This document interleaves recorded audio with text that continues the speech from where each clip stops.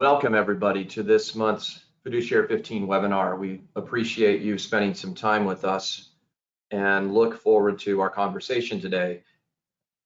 Many of you had the opportunity to join us in Overland Park last month for the 15th annual Qualified Plan Fiduciary Summit. And as we heard from industry thought leaders and service providers from across the country, it became more and more apparent to us that things have changed significantly.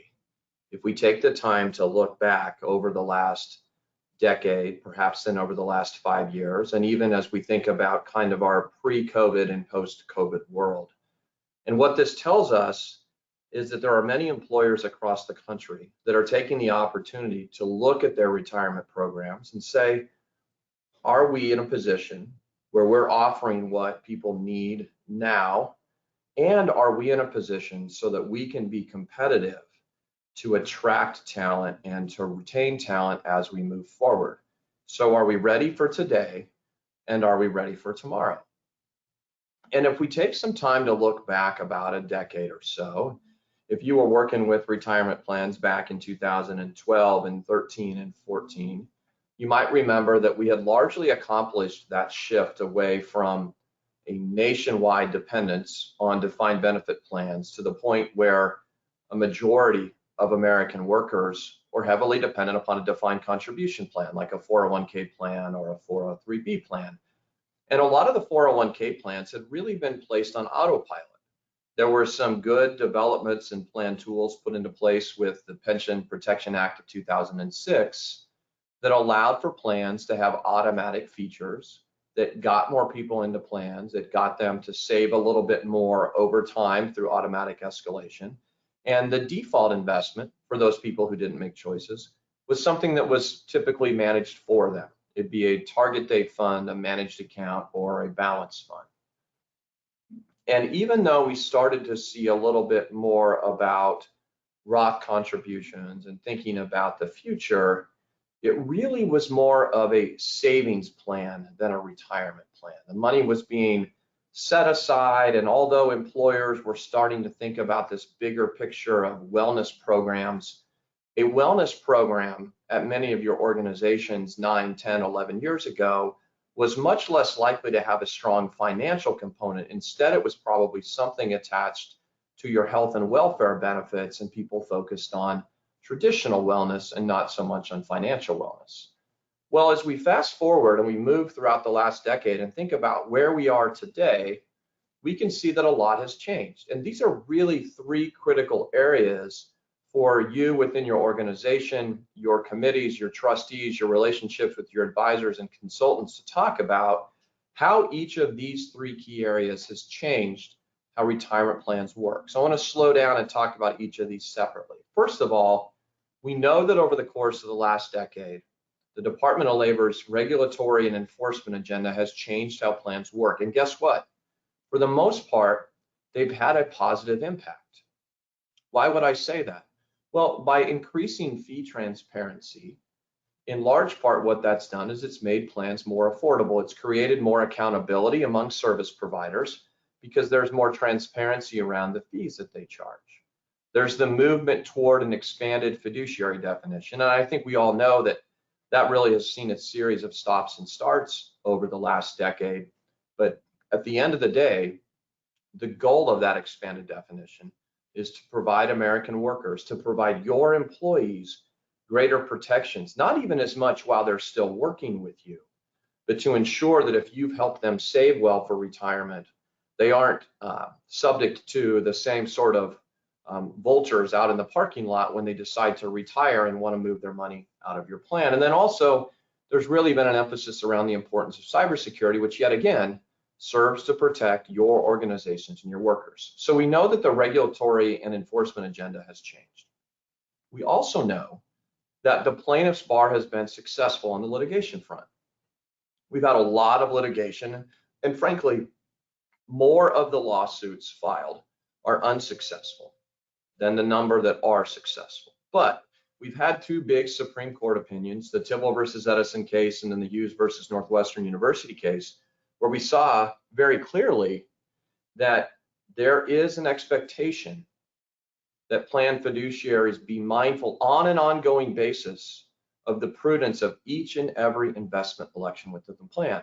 It told us that it wasn't okay, as the court said, to say options A, B, and C are okay, so there's no responsibility for options D, E, and F because we had good A, B, and C. It doesn't work that way.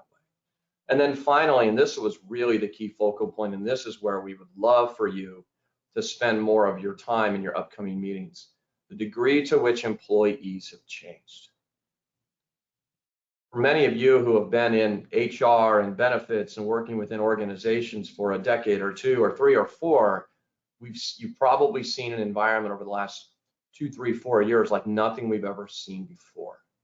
We've got this very tight labor market. We've got this choppy sense in the markets. We had COVID where we had the steep fall off and then a sharp increase back in the market valuations and a pretty good rest of the year. And then we saw a really tough 2022 and we saw interest rates spike and we're in this steep inflationary environment.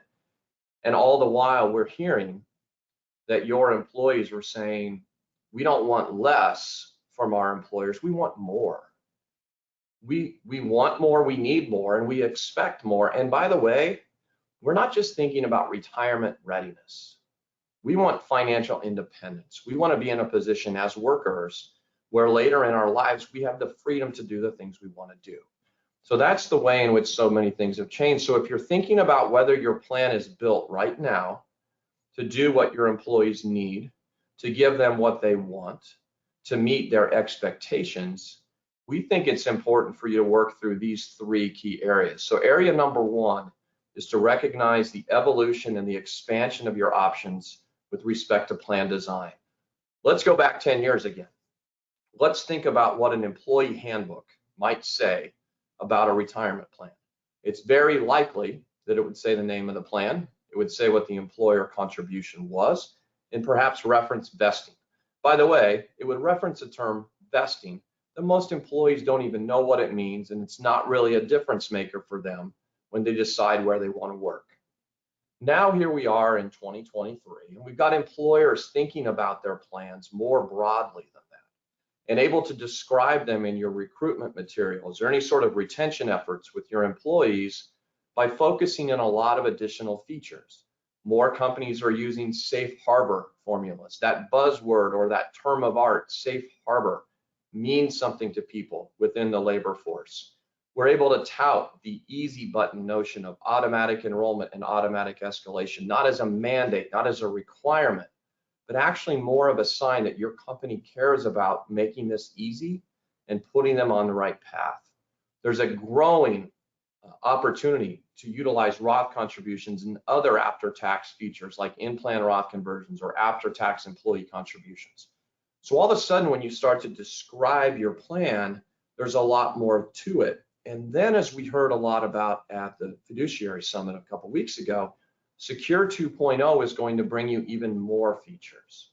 The ability for your 401k plan or your 403b plan to provide a matching contribution tied to student loan debt repayments made outside the plan. The ability within your plan to allow people to contribute up to $2,500 into an easy to access emergency savings account. The ability for your employees to make elections for their employer contributions to be made on a Roth basis. Yes, we already have the expanded in-plan conversion option so that your employees can look at their contributions that are already in the plan and convert those to a Roth characterization. But this new feature has the added value of letting them do that in kind of a pay-as-you-go approach, rather than looking at a $25,000 lump sum or a $50,000 lump sum and coming up with the tax liability at that point in time. This allows people to pay as they go, if you will. So as you start to think about describing how your plan is set up, the ability for you to describe it in terms much more broadly than you could a decade ago is very apparent to us. Now, the second place where we've seen a lot of innovation and evolution and an expansion of the opportunities for your people is within the investment assistance area. So thankfully, the Pension Protection Act, with its blessing of target date funds as a QDIA or a default investment alternative. Thankfully, we saw a lot of uptake and increase in utilization of target date funds, even a decade ago. And that protected a lot of participants probably from choppy times within the markets. It protected them from themselves to a degree and helped them to be on a better path. Well, as we fast forward about a decade, what we're seeing is that target date funds are still pretty valuable. The utilization of those has continued to grow, but particularly on the other side of the COVID pandemic, and employees saying, we want something customized and tailored for us. We're seeing them say, you know, something that is based simply on my age isn't as personalized as I want it to be. So maybe I'm interested in something that's more risk-based, which had already begun to take off pre-COVID and has continued to take off post-COVID. The idea that, so is everybody who is 47 within my organization to be invested the same way? Or should we say that the 47-year-old who's very conservative should be invested differently than the 47-year-old who's very aggressive? The answer is probably yes. But then where we're seeing the greatest growth over the last 18 months or so is in managed account services. We heard a lot about this at the Qualified Plan Fiduciary Summit last year and again this year. And what we're learning as we move forward is there's a growing appetite for this to be an option within the plan, because participants are saying, well, target date funds are age-based and model portfolios are risk-based, and there's a little bit more customization there, but not exactly what we want. But advisor managed accounts are goals-based, and they take into account a lot more data. But think about this is really critical. Target date funds are products. Model portfolios are probably closer to products, but a little bit of a product, a little bit of a service. An advisor managed account feature is a service. The idea there is not just about asset allocation and that dynamic feature that allows asset allocation to change over time, but it's recommendations to your people about how much to save. It's probably great that many of you have automatic enrollment and hopefully automatic escalation on top of that. If you pair that with a managed account service, it gives people additional recommendations to ensure that they're saving as much as they should be saving. And then here's the big development we heard about at the summit, was the inclusion of lifetime income solutions within these managed account offerings.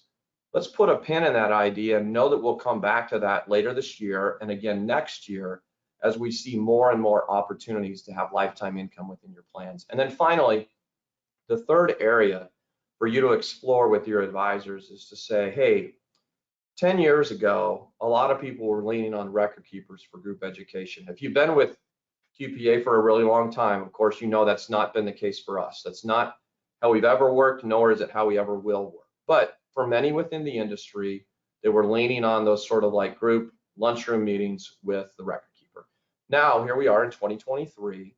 More people have access to electronic ways of getting information on their phones. They have Zoom and they have Teams and they have WebEx. They have all those capabilities. And what they're saying is, we can get a lot of material, a lot of information, a lot of touch points, and we want those to be in a combination of virtually and in person. And then as you look forward, you should make sure that you at least check the box and more than check the box on that versatility, the way in which people want some information virtually and some in person, but then be prepared to ensure you've thought about your people into subgroups, if you will, and then very much so as individuals.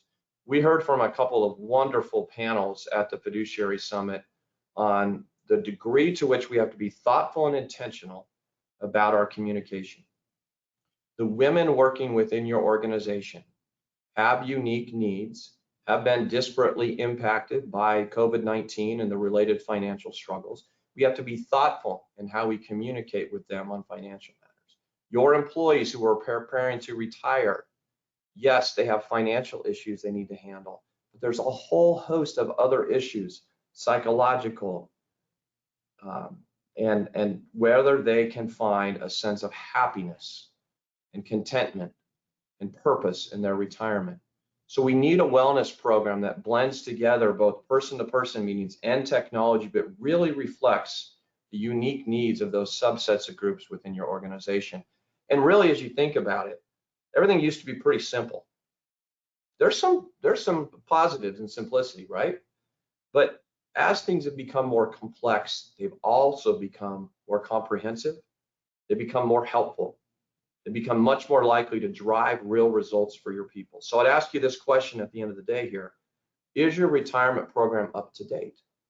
Have you asked that in a committee setting? Have you talked about that with your advisor? And if you haven't, let's get that on the agenda. Let's make that a talking point. We hope that you'll come back and join us soon for more conversations. We're going to be talking about continued developments in fiduciary matters. We have a markets related and then a QPA ERISA attorney talk coming to you in July. And the last thing I want to say, I want to compliment our wonderful compliance department who reminds me that I have to show this slide before I hop off. So I appreciate all the support we get from them. And once again, I appreciate you joining us today. And I hope that you will take these issues back into your committee structure, talk with your advisor, talk with your consultant, talk with your committee members and say, we want a plan that's built for our people today and ready for our people tomorrow. Thanks so much.